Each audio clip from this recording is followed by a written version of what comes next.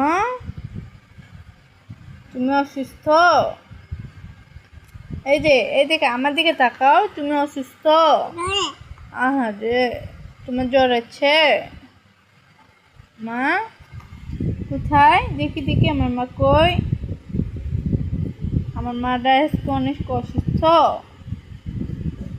হ্যাঁ, আমার মা আজকে অনেক অসুস্থ। মা মা ও হ্যাঁ, তুমি এটা খাইছো?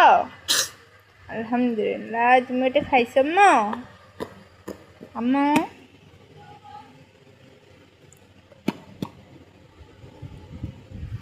আজকে আমার মায়ের অনেক অসুখ, ও অনেক অসুস্থ, ওর জ্বর এসেছে,